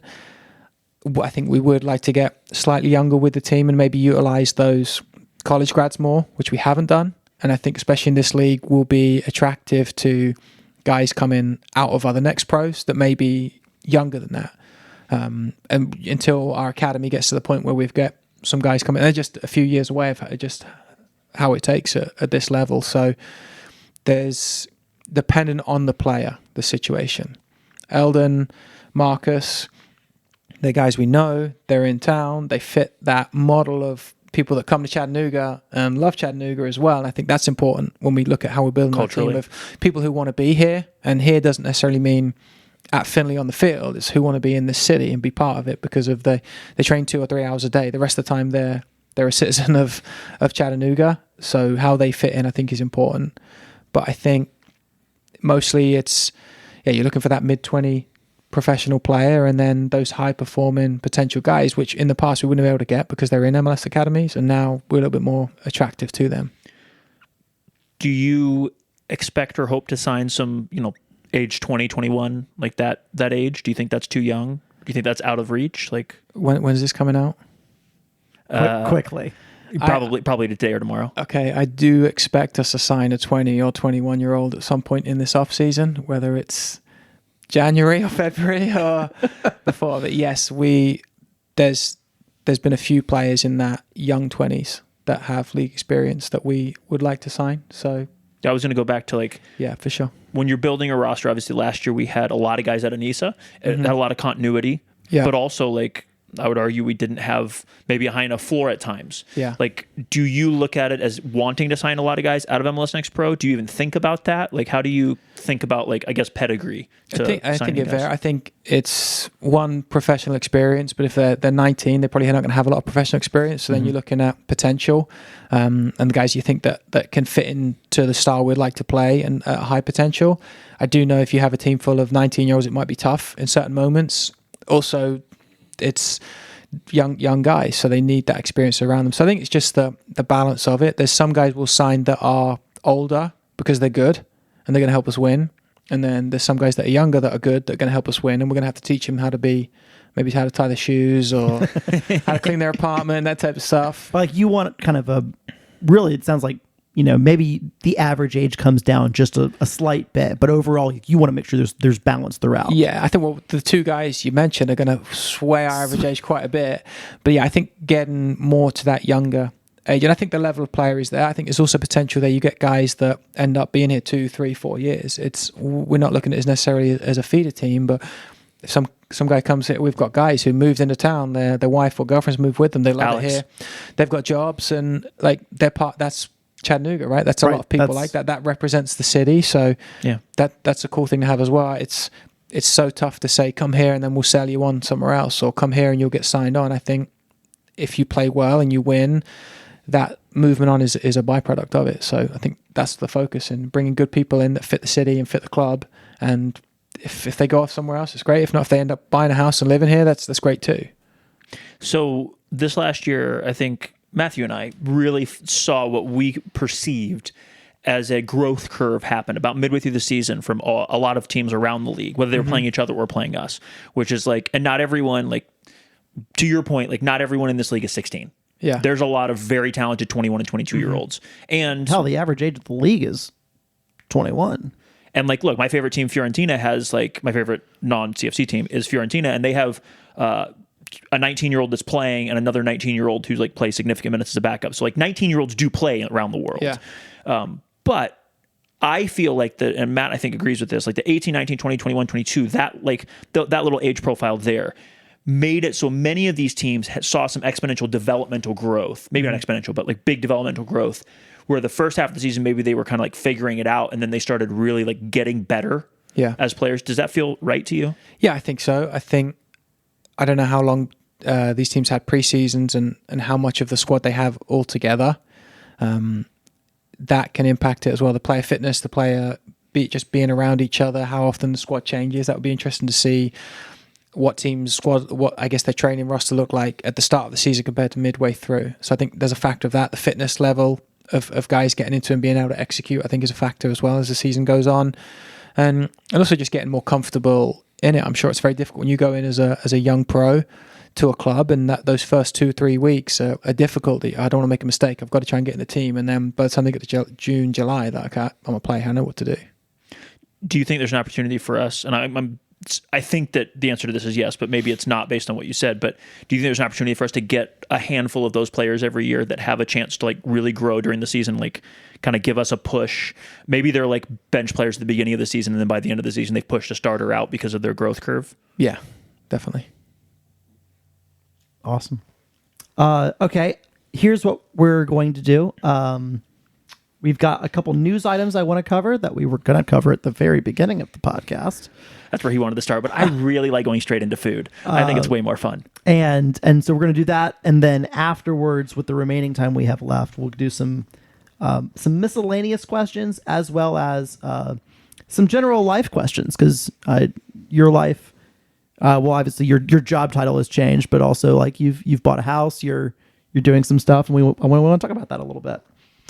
So in the news category, we've referenced him a couple of times already. Marcus Nagelstead has signed a 1-year deal to return. Welcome back, Marcus. To CFC for his fifth season, 21-21, 21-22, 23-24. It'll be his 5th season. All CFC's all-time leading goal scorer. Let's score some more goals. Very, very cool. Marin Butler. Don't know how to say it. Read it. Do you know how to say it? I'm not going to risk saying it and getting it wrong. I see her in the office every day. Smart. I'm going to professional right here. Yeah. Okay. Marin, I'm terribly sorry for butchering that. She was named the CFC Associate Women's Head Coach. CFC Men's Open Tryouts has been scheduled for Saturday, January 11th. That's going to be a big one. Come impress Coach Chris and the rest of the staff. Hopefully the weather's good, because we've not had great luck with that last few years. Seriously. Snow, maybe? Hopefully not. I want to be in shorts on that day. I would like so. You know, we did have a snow. We did have a snow open tryouts in like 2011 or something crazy. I think 2015 it was like almost snowing. It was so cold. And then news, I think on Friday, Adam Reiki has been added as a first team men's assistant coach. Do you care to comment on adding Adam to your staff? No, yeah, I'm excited for Adam. Adam is an excellent leader. I think he's got a good history of developing players, of either going through academies into college and pro. He's got a huge background. He's worked at various levels on the men's side and the women's side, all the way up to professional down to youth. He's very well traveled as well. So he's going to be excellent for the club, like the mentality, the leadership, the feedback. He's been coaching for a long time. I have a very good relationship with him, so I'm looking forward to him coming in. His background in the article said that he worked for North Carolina Fusion in the past. I assume that's how. Did you guys work together? We did work together, yeah. We took turns being bosses of each other. He was the academy director, and I was assistant academy director. I was technical director for a bit, and we had a really good working relationship. It never kind of came into who's doing what. It was you're really good at this, I'm really good at that. Get this done, and we did have that good relationship. He's very good at holding people accountable. I think he's good at a lot of things that I need to improve on, and not only will he do them, he'll make sure I do them as well. Good yin and yang there. Yeah, and he'll help that with all of the players. And some of the feedback we've got from guys returning or guys that haven't come back and throughout the office is an area where he's going to be huge and help. So I think he's going to have a big impact, not just with the men's team, but all over in the club and the community. Okay. Awesome. Yeah. Hi, buddy. How do you think he feels about beans on toast? He likes beans on toast. I guarantee it. He was the one who questioned my tea bag choice as well. So if he's listening, then Adam. We're going to ask him. Well, hopefully we'll have him on the podcast, and you should give us a lot of tea questions to skewer him with. He's probably more opinionated on food, I think. I may create a false Twitter and just send some questions in for that to see if we can antagonize also, him you can just message in, and we'll just say it was anonymous. Yeah, that's what I'll do. I'll have other people do it. Or we'll ask a listener if we can assign them to them. Yeah, he's got some opinions on food. He'll be more entertaining, I think, for the food questions than I will. But he does eat beans on toast. Okay, well, we can't wait for that. And speaking of Twitter, And he's not sorry about it. No, not at all. This podcast is now also on bluesky, so you can skeet us questions anytime you wish. Is that what they say? I don't know, but I like it. Okay, so you bought a house. I did. How's it feel? I think it's settled in yet. It was a busy month. I think I got the job and then the house within a couple of weeks of each other. What day did you close on the house? The 31st of October, so on Halloween. Spooky. So Nice. less than a month. So you're about 3 weeks in. Yeah, 3 weeks. I've just been destroying the place at the moment. How much it was worth? It's worth a lot less now from all the reno that it's not reno until I start putting things back together. But What's some of the projects you're most excited about? probably putting the front door in when I'm done, so I can just get in there and relax. Putting the couch in, that would be the most exciting project. The TV. I'm doing a new kitchen, ceilings, a bathroom. I need to level the floor in. So I don't know if I'm excited about anything at the moment. I'll be excited, I think, when I start putting things back together. But I've got till the start of January to get it done, which is getting close. When you take out the holidays and the trips I've got to do, it does get a little bit tight. Have you ever renoed a house before? Not a full house. I've done like a room here and there. I've done bits and pieces, yeah. I mean, I will admit I'm better at the destruction side than the renovating side. But I worked on cars when I was younger, and I'm okay with my hands. And I'm quite... And YouTube's very helpful now. Yeah, YouTube's very helpful. And I'm frugal / cheap. So saving money and losing knuckle skin is more appealing than spending a lot of money and hiring a pro to do it. But I think there's some things I'll have to get a professional in to do. So if it's time consuming and I can get decent results, I'll do it. Otherwise, I have to bring an expert in. You should talk to this guy about... If you need some connections, no pressure, but I've got a lot of people. I maybe just do a podcast at mine and have you come in as the guest. Be like, let's watch how good he is at this now. That's what I'll do. Oh, listen, I hire people now for almost everything. Okay. Which I can do a lot of things, but I'm very slow. Yeah. But I did just enough to know if I'm getting screwed over, which is the important part of knowing what you're doing. Yeah, I've got a feeling when I'm getting myself into trouble, so I haven't got close with that yet. I have on other projects, but not on this one. Also, like electrical and plumbing, just as like the baseline, like those are the people you should hire first. Yeah. Like when you do real electrical work, because you should have an electrician do it. Don't put in a sub panel like I did. Like that's a bad idea. Not in this house. Yeah, electrics I'm going to leave to the professional. I was lucky that the electrical wiring is pretty good, is what I was told in the inspection. So beautiful. I'm not going to interfere with that too much. You can absolutely level your own house. It's not rocket science.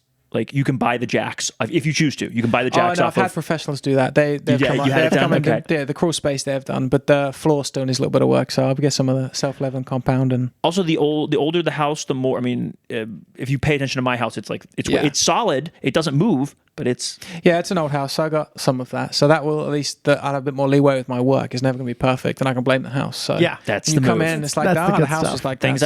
Things I tell Ella all the time. Yeah. Oh, you should have seen it before I got there. That's what I'm going to say. So there you go. I've got a lot of before and after pictures. So I stole this question from the most miscellaneous because I think it applies here. If you could build your absolute dream house where money is no object, what does it have to have? This is going to be I'm going to have to explain it. So a basement. In England, you don't really get basements. So I never experienced a basement until I came to America. And it was a fully finished basement. It had a pool table down there. It had a kitchen, had a bathroom. And this is amazing. That was my first experience in America of living in a basement. So I would like the house I used to live in did not have a basement. This one has a crawl space, which is not big enough for a basement. But having that with a movie room that I can watch soccer. Oh yeah, there'd be a dartboard down there, like I guess a man cave. That's a proper man cave. Yeah, a man cave it would be. But having a basement would be quite cool. Fridge of beer, cider now, and yeah, exactly. Yeah, or on tap or something. So there you go. That would be perfect. So I think that would be it, and maybe a swimming pool because it gets pretty hot out here. So I think that would be second. I'll go basement first. I'd rather sit in the air conditioned basement than not have one. Yeah, Breezy.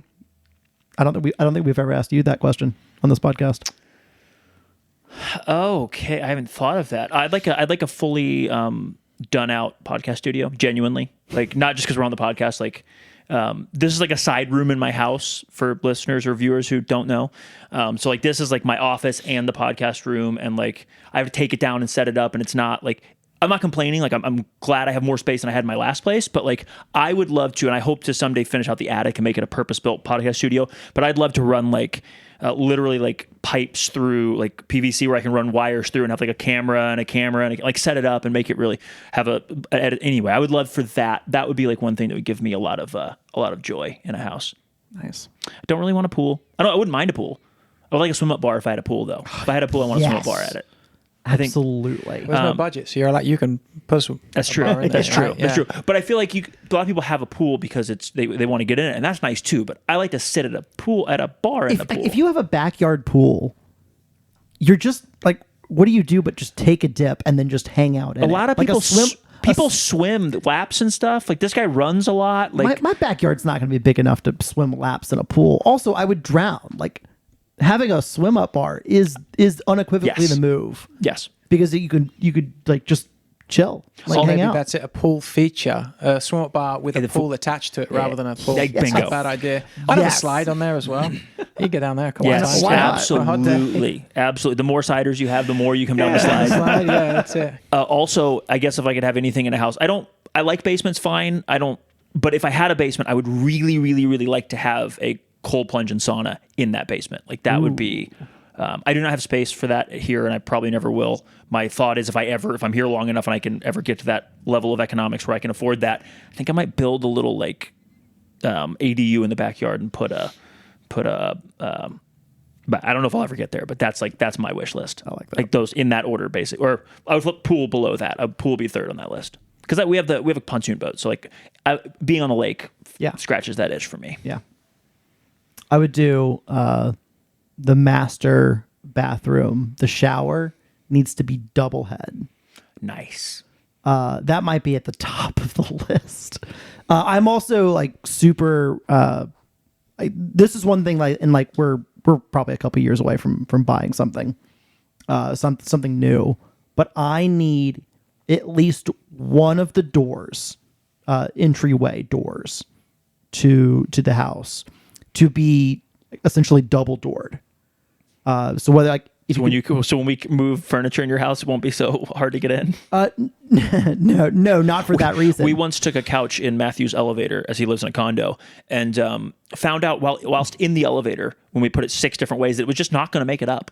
And so we had to take the couch back, put it in the back of the truck, drive the truck, and then donate the couch. I had the same issue moving my apartment. I had to take the couch up 3 flights of stairs and then twist it and shimmy it to get it through the door. So I'm not looking forward to getting that out. We tried that too. We also tried that. We just couldn't. It couldn't fit. Well, I thought about when I move out, this couch would be done and I can just throw it off the balcony to escape. Yeah. But the balcony door's not wide enough, so the only way out is back down the stairs. And I'm probably going to have to put it in the house anyway. So I'll say, if you don't care about the couch, you really just want it out, you can always take a Sawzall to the couch and just cut it to pieces. I have thought about it. To be fair, the couch is quite old, and between the dog and just years of use, it may fall apart itself before I get out the door. So if that happens, it happens. It might help. My reasoning is I want to be able to open the exterior door and close that exterior door before opening the next door to the cats. Oh, I see. Because like I live in a building now, so it's no big deal. I'm on the 6th floor.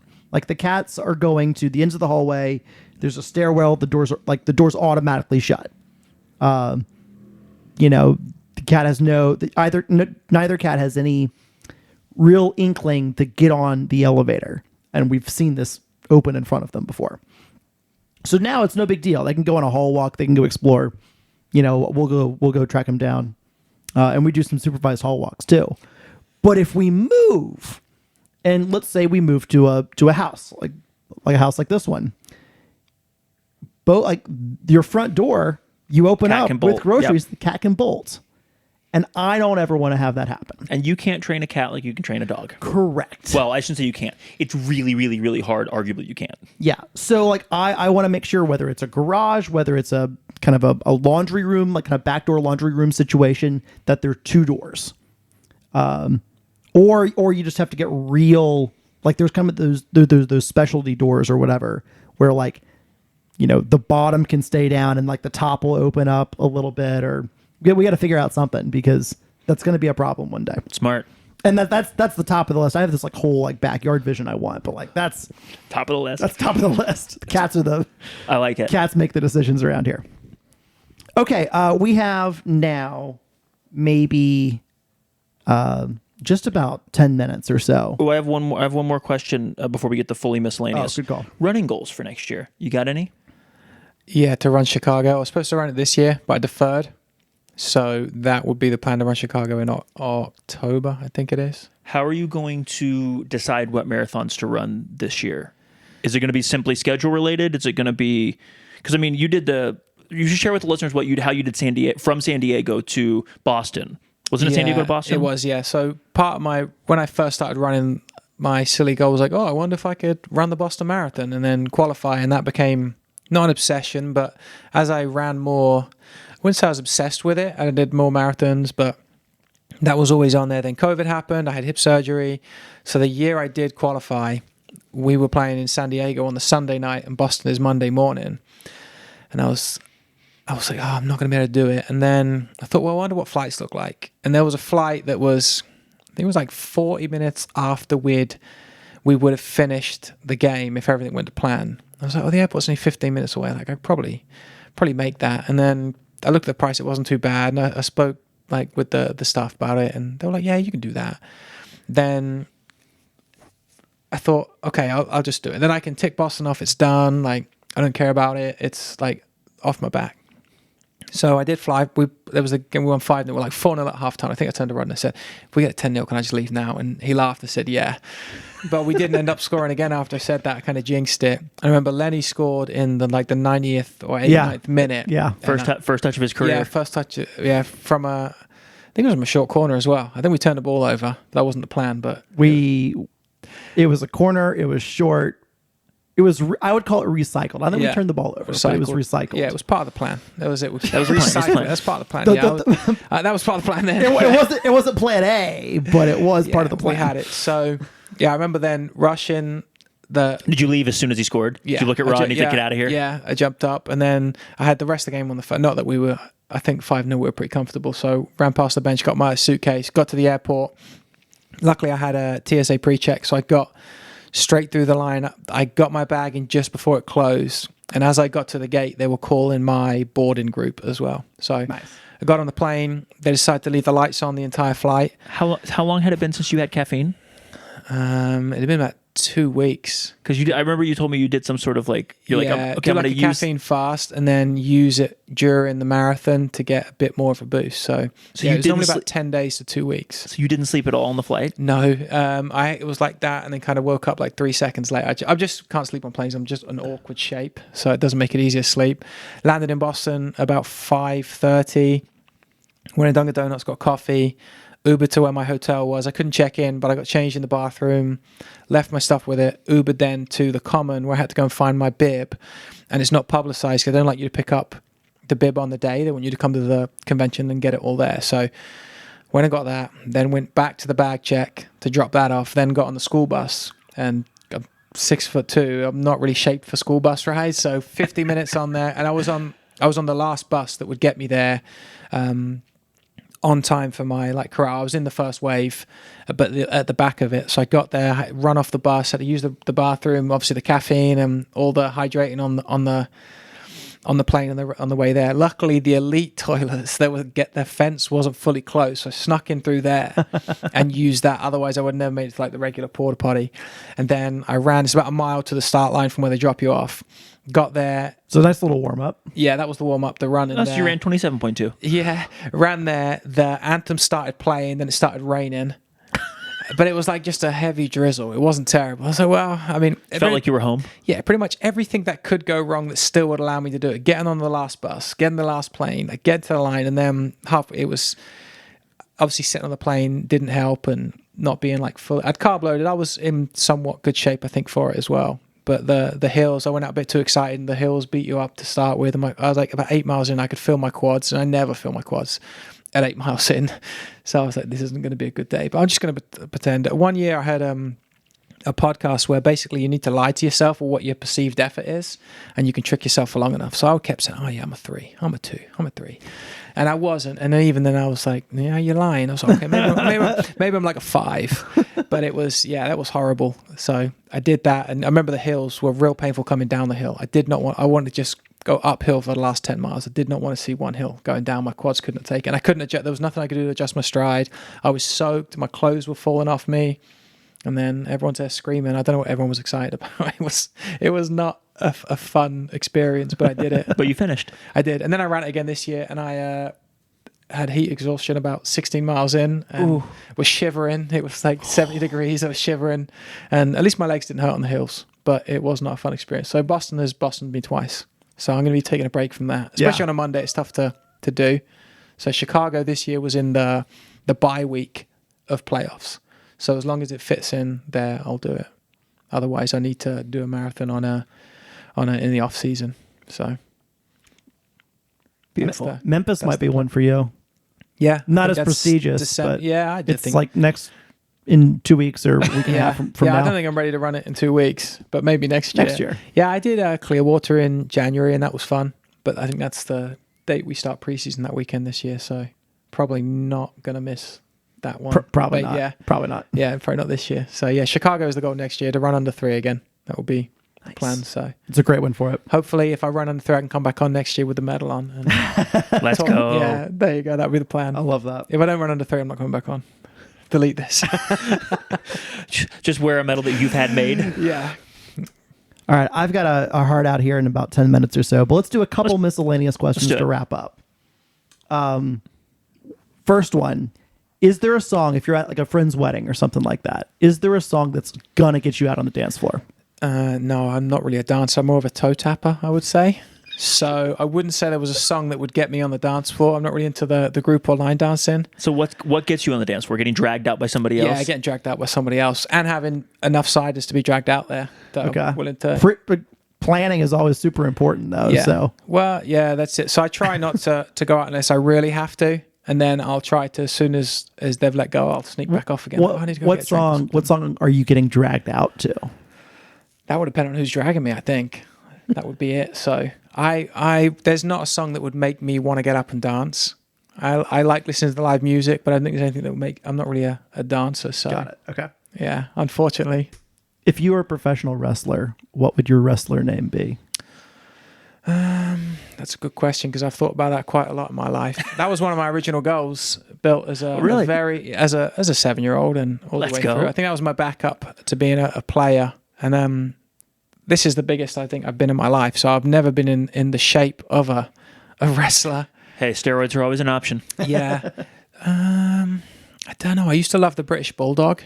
So I always wanted, growing up with my dad being Irish, I always wanted an Irish name in there, but I couldn't really think of a good Irish dog name. So I remember, I think we went with, the Nightmare, just as the name, because it went with the Nightmare. So Chris the Nightmare Nugent. Then when I was, my brother and I had a UFC game a few years ago, and we played that, and that was one of the nicknames on there. So the Nightmare Nugent probably would be it. I also love the idea of you being called the Nightmare, as you're like one of the nicest people. Like, depends who you ask. So yeah, I don't know about that. I might start a campaign asking people to find out who doesn't like Chris Nugent. But yeah, the Nightmare would be it. So nice, love it. In the last few months, 6 months, whatever, what's the best purchase that you have made that's under, let's say, $100? Well, if it was over $100, I wasn't going to say the house anyway. That's too much work. It's the best purchase I've made under $100. Man, these questions are tough. I need to get these ahead of time next time to think about it. I'm going to leave here and going to remember something that was under $100. I would say See, this is what comes back to being frugal and cheap. I don't buy a lot of stuff. I would have to say a pair of running sneakers that I got for $40 that are usually $100. Okay. And I get 300 miles out of them, so that's not a very glamorous answer. How many miles do you try to put on shoes? Do you keep track? Yeah, like 250, 300. Do you change them when they start looking rough, or do you literally keep track and then get rid of them at a certain mileage? Both. If they're looking rough, I'll change them. But you can also feel when they're starting to go. Yeah, if I can feel it. Because I'm not a runner. That's why I'm genuinely asking this question. Yeah, if I feel it. My running technique's okay from lots of slow running, so I don't normally destroy shoes that bad. But you do a lot of road miles, though. Yeah. So I would say about 250 to 300, I'll change them, and you can feel them starting to go. And if the shoes are on sale, like $40, I'll buy them. So I've got like 6 pairs of shoes sitting in my closet ready to go. Yeah, so I normally alternate 2 or 3 pairs. I have the old marathon shoes that I keep, and I use them when I need to, and then I too have just general pairs. So How long does it take you to run 250, 300 miles? And I don't mean like little time running. I mean like how many, like is that 3 months? Is that 6 I months? was saying in one go it'd be a long time. You would know this if you just looked at his Instagram. I'm not on Instagram right now. In my good running, normally I'd say 50 miles a week is my good period of running. So you could go 5 or 6 weeks and get rid of a pair of shoes if you wore the same shoes straight. So normally 2 or 3 months because I'll switch Alternate. about a bit. Yeah. So they don't get, and especially when I was training, I would be using certain shoes for certain sessions and things like that. So yeah, 2 or 3 months out of them. Love it. He started running again. Good. I think everybody should run. Yeah, it's amazing. A movement meditation. And I run. I chase the ball. It's a great way to humble you as well. Like you know your limits when you're running. For sure. I chase the ball on Tuesdays. Yeah. And like some of my running career was derailed because of just my body just was not working. Yeah. And we're starting to like see some not necessarily old injuries, but like some, maybe whether it's like muscle imbalances or things like that, like starting to like rear back. Okay. And which is, then I shut down for a week and just run through it, dude. Just throw your back out. Just run through it. Just lots of easy running. I tell Jordan this all the time. Lots of slow, easy running. Yeah, that's what I'm trying to do. And it's still hurting. He's also down like 25 pounds and like, cleaned up his diet. Like he's crushing it in the last few weeks. That's great. Few months. Yeah. We've stabilized the last week or so. So which has corresponded to not running as much. How far are you trying to run? Do you have any goals, Matthew? So I was following a Jack Daniel's plan. I also follow the Jack Daniel's plan sometimes. And I was just trying to get to, I think my longest at continuous was like 10 minutes. And then I'd do like a 3-minute walk and then go back in. So I think the longest running session I had for a day, it's like maybe 30 minutes is what I got up to. I'll probably knock that down if my knee's feeling okay. Here, and I'm gonna try again, a few days. Probably knock that down to like 15 minutes and see how we do. But I had ACL and meniscus repair back in 2020, and who knows if it's like the ACL is probably fine. Not that I'm trying to like cut around or anything like that, but double meniscus repair is tough, and I wonder if there are any complications from it, because I had a big batch of pain the other day on the elliptical, and that's not exactly a hard surface. Yeah. So we'll see. Get you on some grass. Yeah, there you go. Yeah. Maybe some open tryouts. No, absolutely not. I'm passing the torch on that one. Last question. What phone app do you use the most?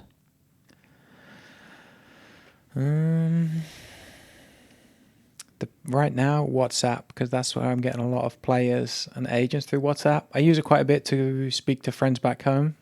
So I'd probably say WhatsApp or messages would be also Gmail now with just this time of year. But yeah, I'd say WhatsApp was probably the most common one. Okay. Oh yeah. Well, Chris, thanks for coming on the podcast again. Thank you for having me. I enjoyed it. This has been a delight. That's the doorbell, so that might be our cue as well. I'll go check it in a second. Listeners, viewers, thanks for listening and watching. Peace.